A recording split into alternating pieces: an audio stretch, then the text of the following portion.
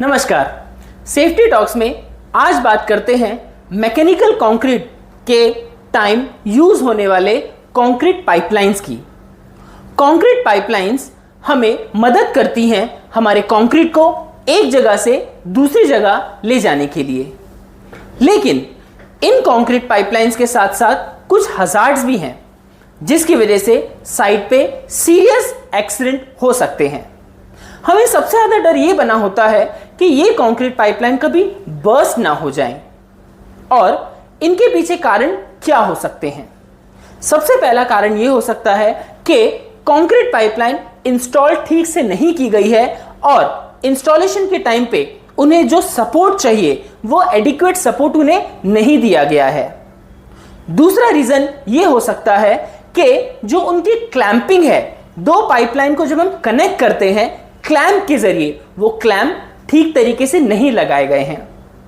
और तीसरा और मेजर रीजन ये हो सकता है कि आपने जो कंक्रीट पाइपलाइन इंस्टॉल की है शायद उसका थिकनेस एडिक्वेट नहीं है, जिसकी वजह से जब प्रेशर के से कंक्रीट पाइपलाइन के अंदर ट्रेवल कर रहा है उस टाइम आपकी कंक्रीट पाइपलाइन बर्स्ट हो जाए।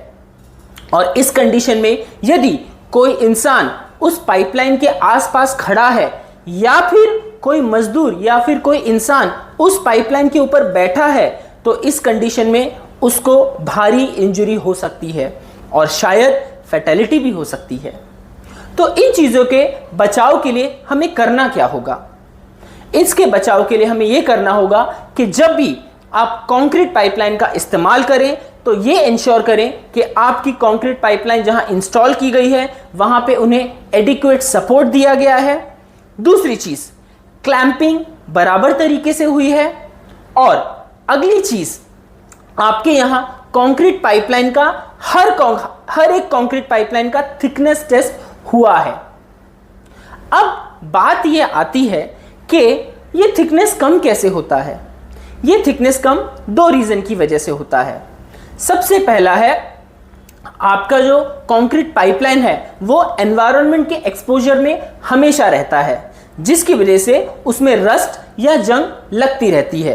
तो पहला रीजन है जंग। दूसरा रीजन है कि जब प्रेशर से कंक्रीट पाइपलाइन के अंदर ट्रेवल करता है, जो कि प्रेशर उसे कंक्रीट पंप से मिल रहा है, इसकी वजह से पाइपलाइन के अंदर घर्षण या फ्रिक्शन होता है और इस फ्रिक्शन की वजह से जो पाइपलाइन के वॉल हैं उनका थिकनेस धीरे धीरे कम होता रहता है। इसीलिए हमें इसका थिकनेस टेस्ट पीरियडिकली करना होगा, ताकि कहीं ऐसा ना हो जाए कि कम थिकनेस की वजह से जब प्रेशर से कंक्रीट अंदर जा रहा है उस समय ही कंक्रीट पाइपलाइन बर्स्ट हो जाए। अब बात यह आती है कि हम थिकनेस टेस्ट करेंगे, लेकिन थिकनेस होना कितना चाहिए। तो यदि हम इंडियन स्टैंडर्ड 15947 की बात करें तो as per Indian standard concrete pipeline का जो थिकनेस है वो मिनिमम 4.5 mm होना चाहिए। या फिर दूसरी शर्त यह है कि आप OEM यानी कि मैन्युफैक्चरर ने क्या इसके लिए गाइडलाइन दी हैं उसके हिसाब से आपको उसका थिकनेस मेंटेन करना होगा। और यदि एज पर इंडियन स्टैंडर्ड 15947 या फिर एज पर OEM यदि थिकनेस लो हो जाता है तो उस कंक्रीट पाइपलाइन को आपको रिजेक्ट कर देना है। अब अगली बात आती है कि क्या यह थिकनेस टेस्ट करने के लिए हमको थर्ड पार्टी की जरूरत पड़ेगी? तो इसका जवाब है ना, आपको थर्ड पार्टी से थिकनेस टेस्ट कराने की जरूरत नहीं है। आप खुद अपनी साइट पर अल्ट्रासोनिक थिकनेस गॉज डिवाइस जो है उसका इस्तेमाल करके पीरियोडिकली एक रिस्पॉन्सिबल पर्सन के द्वारा हर एक पाइपलाइन का थिकनेस मेजर कर सकते हैं। याद रखिए कि आपकी साइट पे जितने भी पाइप्स हैं उन सारे पाइप्स का थिकनेस टेस्ट होना जरूरी है। इन्हें हम सैंपलिंग के बेसिस पे नहीं ले सकते हैं। जैसे कि एग्जांपल के तौर पे किसी साइट पे अगर 200 पाइप्स हैं तो हम सैंपलिंग के तौर पे ऐसे नहीं कह सकते हैं कि हम उसमें से 10 या 20 पाइप का ही थिकनेस टेस्ट करेंगे।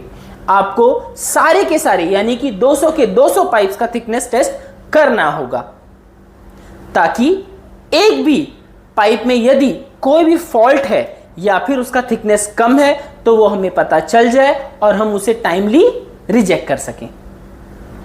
तो यही वो सारी बातें हैं जो कि हमें कंक्रीट पाइपलाइन के लिए मालूम होनी चाहिए, ताकि कंक्रीट पाइपलाइन कभी बर्स्ट ना हो और उससे रिलेटेड खतरनाक एक्सीडेंट साइट पे कभी भी होना।